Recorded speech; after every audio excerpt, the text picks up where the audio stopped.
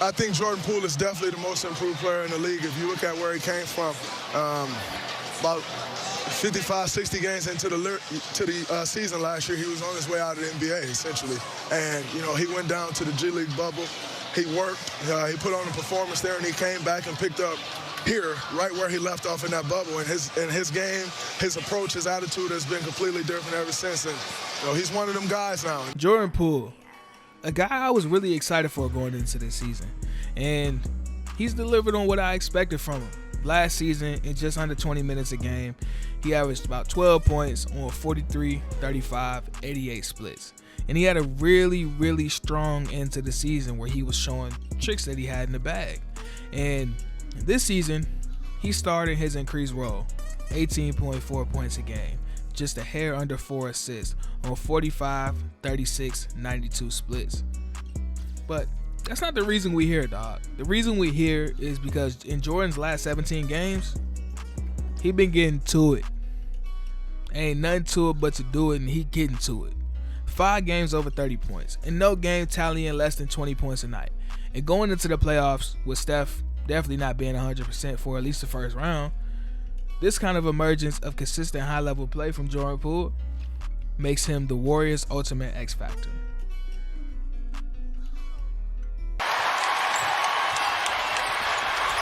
Poole for the lead.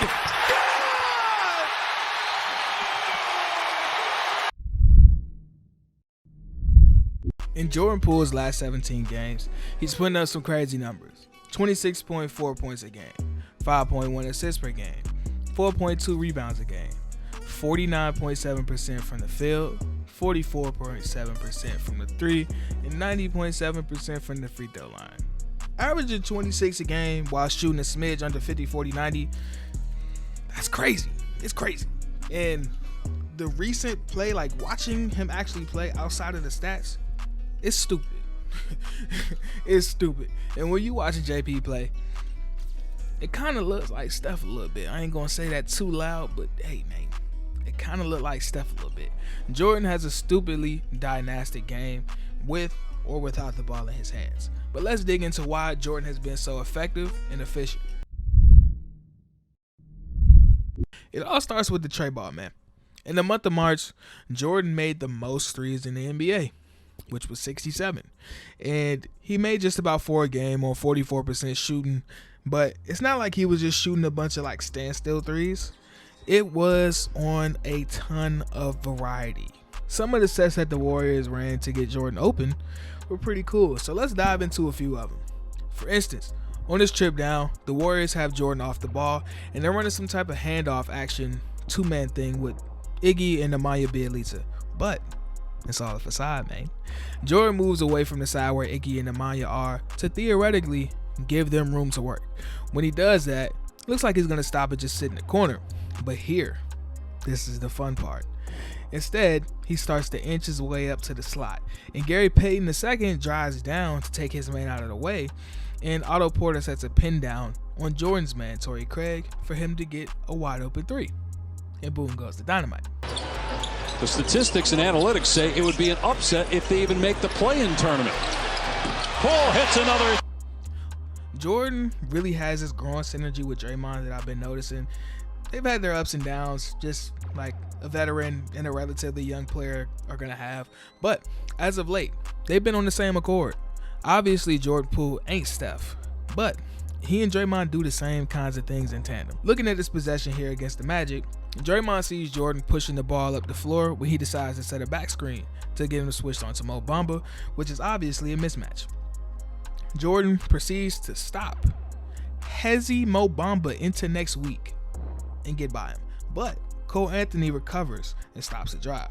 So Jordan kicks the ball out to Draymond, and JP sprints behind Draymond. He pitches it back, and he gets a wide open 3. And it's crazy. It's crazy. Off the ball.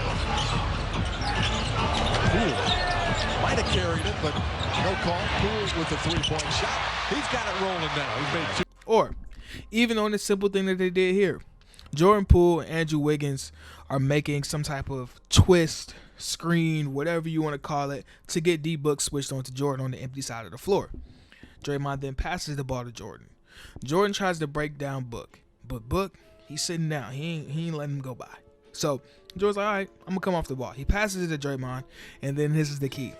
Devin Booker relaxes. Big mistake.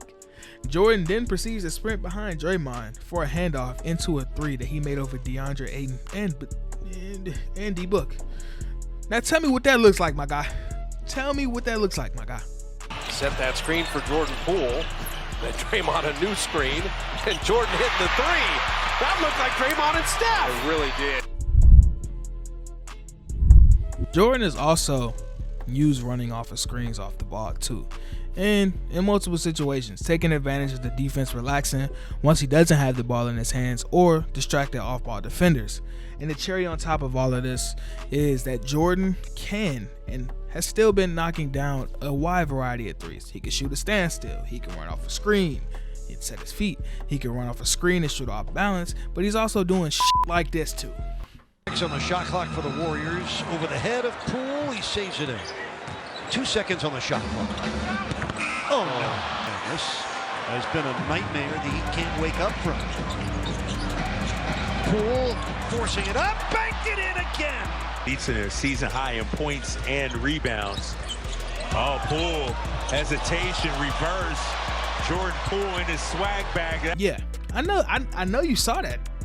The shit's insane, bro. Jordan's handlebar is nutty. You and me, nutty. Did you see the move that he made up against the Wizards? Yeah, pure insanity. The speed and fluidity that Jordan moves with the ball is just, it's insane, bro. Okay, the only way to describe Jordan's ability to score and create off the bounce is that his moves are sudden. Firstly, he loves the in and out. He'll take you to in and out so quickly, bro. Secondly, he loves to get people with the hezzy. And then sometimes he just makes up moves as he goes, like double between the legs against the Wizards.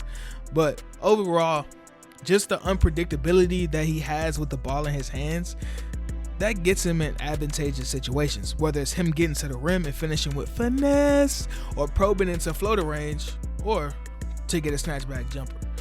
All of these things that I've highlighted, the blistering shooting on and off the ball, the ability to create for himself or for others, and just his infectious childlike energy. These are the things that make JP the Warriors' ultimate X factor going into the playoffs.